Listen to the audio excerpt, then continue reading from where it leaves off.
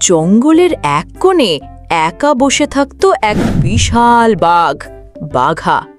সে ছিল এতটাই শক্তিশালী যে তার গর্জনে পাখিরাও থেমে যেত।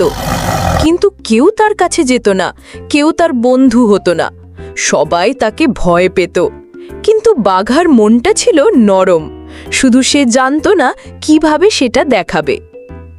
একদিন জঙ্গলে হঠাৎ আগুন লাগে। সব পশু পালাতে থাকে। এক গাছে আটকে পড়ে টিকু, ছোট্ট কাঠবিড়ালি। সে কাঁদতে থাকে, বাঁচাও, কেউ বাঁচাও। কেউ সাহায্য করতে আসে না।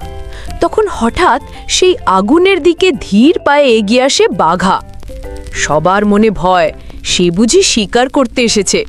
কিন্তু না, বাঘা গাছে ঝাঁপিয়ে ওঠে, টিকুকে কাঁধে নিয়ে নিচে নেমে আসে।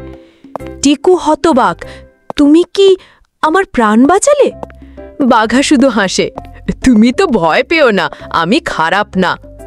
এরপর ঝিলু নামের এক ছোট খরগোশ এসে বলে, আমি শুনেছিলাম তুমি ভয়ঙ্কর, কিন্তু তুমি তো অনেক সাহসী। বাঘা মুচকি হেসে বলে, ভয় দেখিয়ে কেউ বড় হয় না, পাশে দাঁড়িয়ে বড় হওয়া যায়। পরদিন বাঘা টিকু ও ঝিলুকে নিয়ে জঙ্গলে ঘুরে বেড়ায়। তারা তিনজন মিলে অন্য পশুদের খাবার খুঁজে দেয়, ছোটদের খেলায় শেখায়, বড়দের সাহায্য করে। এক সময় পুরো জঙ্গলে কথা ছড়িয়ে পড়ে, বাঘা আর আগের মতো নয়, সে এখন আমাদের বন্ধু, আমাদের হিরো। একদিন এক চিতা এসে জঙ্গলে দাদাগিরি করতে চায়। দুর্বল পশুদের ভয় দেখাতে থাকে। সবাই ভয় পেয়ে যায়। তখন বাঘা সামনে এগিয়ে আসে। চিতা গর্জন করে, তুই কি আমাকে থামাবি?